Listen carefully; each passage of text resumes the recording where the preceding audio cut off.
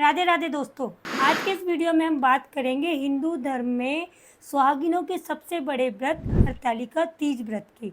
हरतालिका तीज व्रत सुहागिनों के लिए सबसे बड़ा पर्व माना जाता है और ऐसा माना जाता है कि इस व्रत को धारण करने से स्त्रियों के पति की आयु बहुत लंबी होती है और उन्हें सुख सौभाग्य की प्राप्ति होती है। साथ ही उनका वैवाहिक जीवन बहुत ही सुखद बीतता है।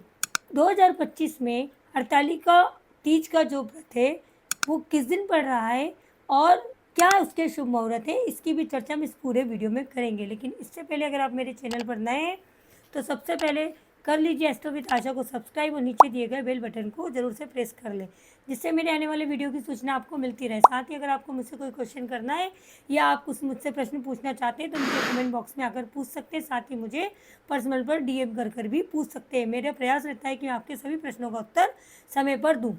अब हम आ जाते हैं आज के विषय पर। हरतालिका तीज व्रत किस दिन मनाया जाना श्रेष्ठकर है।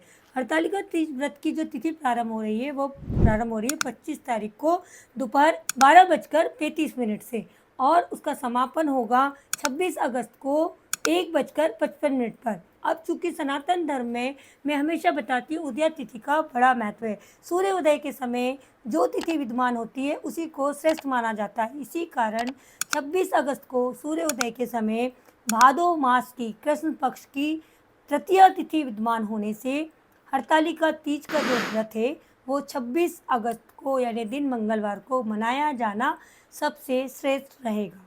अब चूंकि हरतालिका तीज की जो कृष्ण पक्ष की तृतीया तिथि है वो 26 अगस्त को 1:55 पर ही समाप्त हो जाएगी, इसीलिए मैं कुछ विशेष मुहूर्त बता रही हूँ। सुबह, दोपहर, शाम, गोधूली बेला के उनमें अगर हरतालिका तीज की स्थापना करती हैं तो उसका विशेष फल आपको प्राप्त होगा। आप कोशिश करें कि भादो मास की कृष्ण पक्ष की जो षष्ठी तिथि का समय है 26 अगस्त को, उसके अंदर अंदर ही आप अपने हरतालिका तीज की मूर्ति स्थापना कर लें। सबसे पहला जो हमको सुबह मुहूर्त मिल रहा है वो शुभ मुहूर्त है 5:45 से 8:30 बजे यानी 8:31 सुबह। अगर आप चौकी की स्थापना कर लेती हैं और उस पर शंकर जी की, माँ गौरा पार्वती, कार्तिक जी, गणेश जी की और अशोक सुंदरी की स्थापना कर लेती हैं तो ये बहुत ही पुण्य लाभ देने वाला मुहूर्त आपके लिए बन जाता है। लेकिन किसी कारण से अगर आप इतनी सुबह चौकी स्थापना नहीं कर पा रही हैं तो फिर दूसरा मुहूर्त जो है वो 11:57 AM यानी सुबह 12:48 दोपहर तक रहेगा। इस समय में भी चौकी की स्थापना कर सकती हैं और शिव जी, पार्वती जी की, कार्तिक जी, गणेश जी, अशोक सुंदरी और नंदी की स्थापना कर सकती हैं। इसके अलावा अगर आप इस मुहूर्त में भी चौकी स्थापना नहीं कर पा रही हैं तो तीसरा जो मुहूर्त है वो 2:31 दोपहर से लेकर 3:23 दोपहर तक विद्यमान रहेगा। इस मुहूर्त में भी आप चौकी की स्थापना कर सकती हैं और अक्षत पुण्य की प्राप्ति कर सकती हैं। इसके अतिरिक्त जो लोग शाम के समय यानी गोधूली बेला में ही हरतालिका तीज व्रत की चौकी बैठाना चाहते हैं वह 6:49 से 7:15 तक चौकी की स्थापना गोधूली बेला में कर सकते हैं। ये मैंने कुछ शुभ मुहूर्त बताए, कुछ अभिजीत मुहूर्त बताए जिनमें आपको चौकी की स्थापना करने से सौभाग्य में वृद्धि होगी। आपकी पति की दीर्घायु की कामना के लिए जो व्रत आपने हरतालिका तीज व्रत धारण किया है उसकी बहुत अक्षत पुण्य की प्राप्ति आपको होगी। इसके अलावा अब बात कर लेते हैं कि हमको किस तरीके से चौकी की स्थापना करनी चाहिए। आप विशेष ध्यान रखें, हरतालिका तीज व्रत में भोले पार्वती जी की जो प्रतिमा सखी के साथ आप लेकर आती हैं वह तो आप विराजमान करें। साथ में ही हल्दी में कुछ पानी मिलाकर आप गणेश जी की प्रतिमा, कार्तिक जी की प्रतिमा, अशोक सुंदरी की प्रतिमा, माँ पार्वती की प्रतिमा और नंदी की प्रतिमा भी ज़रूर से स्थापित करें। अगर मुझे समय मिला तो मैं ज़रूर से एक वीडियो आपको प्रदान करूँगी जिसमें मैं हल्दी से माँ गौरा पार्वती, अशोक सुंदरी, कार्तिक जी, गणेश जी और नंदी जी कैसे बनाए जाते हैं और कैसे उनको जल अर्पित किया जाता है उसका एक शॉर्ट्स आपको बनाकर उसकी लिंक इस वीडियो में अटैच ज़रूर से कर दूँगी, तो आप उसको भी नीचे लिंक पर जाकर देख पाएंगे। जो भी सुहागिनें हरतालिका तीज का व्रत कर रही हैं, वो एक दिन पूर्व रात में 12 बजे आम की दातून करके व्रत का प्रारंभ करें और खीरा खाकर व्रत का प्रारंभ करें, तो उनको अति उत्तम फल की प्राप्ति होगी। 26 अगस्त उदया तिथि में ही आपको व्रत का पूजन करना है, इसीलिए 25 अगस्त की रात में 12 बजे आप व्रत का संकल्प लें और उसी समय से जल और अन्न को ग्रहण करना छोड़ दें। यहाँ गर्भवती स्त्रियाँ जल और ग्रहण कर सकती हैं। इसके अलावा वयोवृद्ध स्त्रियाँ जिन्होंने हरतालिका तीज व्रत अभी तक नहीं छोड़ा, दान नहीं किया या उसका उद्यापन नहीं किया, वह स्त्रियाँ पानी पी सकती हैं, क्योंकि ईश्वर कहते हैं कि आपकी आत्मा में ही मेरा वास है, जितनी सामर्थ्य बने उतना ही आपको व्रत का पूजन का विधान बताया गया है। शास्त्रों में कहीं ऐसा नहीं लिखा कि आपकी सामर्थ्य नहीं है, आपको स्वास्थ्य संबंधी बीमारियां, अगर आप डायबिटिक हैं, आपको थायराइड है, अन्य कोई स्वास्थ्य संबंधी बीमारियां हैं, तो आप थाली में जल भरकर उसमें कुछ कुशा यानी दुर्वा डालकर उस थाली से जल ग्रहण कर सकती हैं, इसमें कोई दोष नहीं है।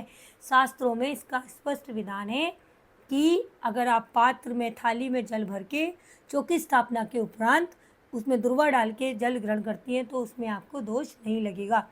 इसी प्रकार अगर आपको स्त्रियां गर्भवती हैं और उनको पेट में अन्य संतान पल रही है, उसका भी ध्यान रखना है।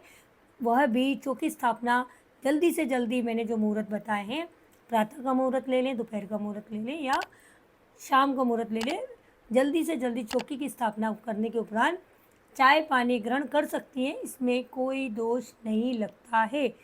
अब आपको चौकी स्थापना के बाद सबसे पहले जल चढ़ाना है गणेश जी को, फिर आपको जल अर्पित करना है कार्तिक जी को, उसके बाद आप जल अर्पित करेंगे अशोक सुंदरी को, उसके बाद आप जल अर्पित करेंगे हमारी माँ गौरा मैया को, फिर आप जल अर्पित करेंगे शिव जी को, भोलेनाथ की, जो आपने पिंडी बालू मिट्टी से बनाई हुई है।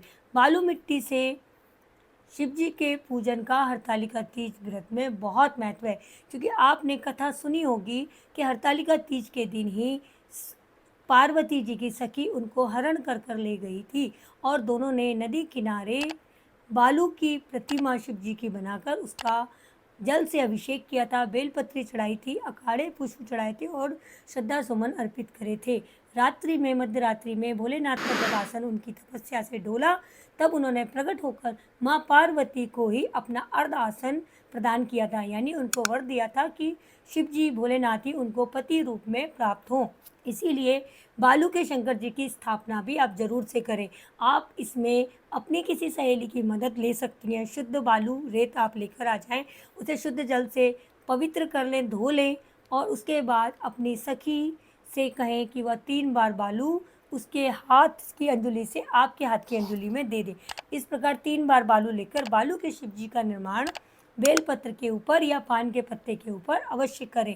अगर आपकी कोई सखी अवेलेबल नहीं तो आप ननंद का भी साथ ले सकती हैं, या आपके घर में अगर आपकी पुत्री है तो उसके द्वारा भी आप बालू प्राप्त करके पुत्री और आप दोनों सखी बनकर बालू के शिव जी की स्थापना अवश्य करें। इसका भी मैं शॉर्ट आपको दे दूंगी और उसकी लिंक आपको मेरे वीडियो में मिल जाएगी।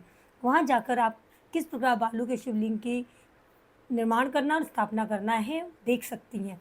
इसके बाद 16 तरह की वनस्पति के पत्तों को 16-16 की मात्रा में ज़रूर से आप एकत्रित करें और उनसे भोलेनाथ का अभिषेक के उपरांत जरूर चढ़ाएं। भोलेनाथ को हरतालिका तीज व्रत में 5 पुष्प अवश्य रूप से आपको अर्पित करना चाहिए। ये 5 पुष्प भोले भगवान भोलेनाथ को विशेष रूप से प्रिय है।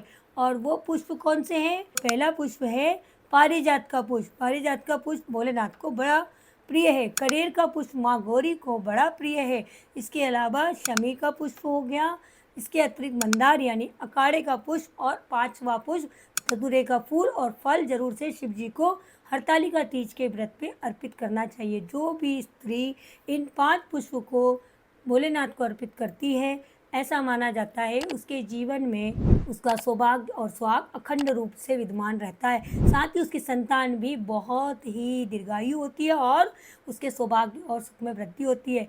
ऐसी पत्नियां जो हरतालिका तीज का व्रत पूरे मनोयोग से करती हैं, 16 श्रृंगार करके करती हैं और अपने पूरे सामर्थ्य के साथ करती हैं, उनके पति की दिन दूनी रात चौगुनी तरक्की होती है और वो दीर्घायु होते हैं, साथ ही वह स्वस्थ जीवन व्यतीत करते हैं।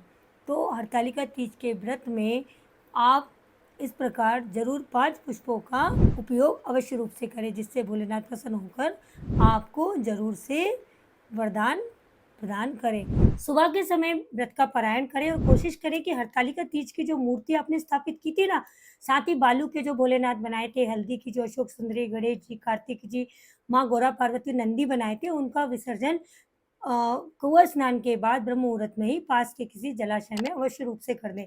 मैंने कई बार देखा है, कई स्त्रियाँ उन मूर्तियों को उठाकर एक साइड में क्यारी में कहीं रख देती हैं और सोचती हैं कि हम बाद में दोपहर में या शाम में इनका विसर्जन कर देंगे। लेकिन ऐसा करने से मानिए मेरी बात, बहुत बड़ा दोष लगता है। तो यदि आप चाहती हैं कि हरतालिका तीज व्रत जो आपने निराहार और निराजल रहकर रखा है, उसका पूर्ण फल आपको प्राप्त हो, तो मूर्तियों का विसर्जन उसी दिन ब्रह्म मुहूर्त में कौआ स्नान के बाद ज़रूर से कर दें। तो आशा करती हूँ आज का मेरा वीडियो आपके लिए लाभप्रद रहा होगा और आप इसका भरपूर फ़ायदा उठाएँगे। आज के लिए इतना ही। स्वस्थ रहिए, मस्त रहिए, प्रसन्न रहिए और कहते रहिए राधे राधे।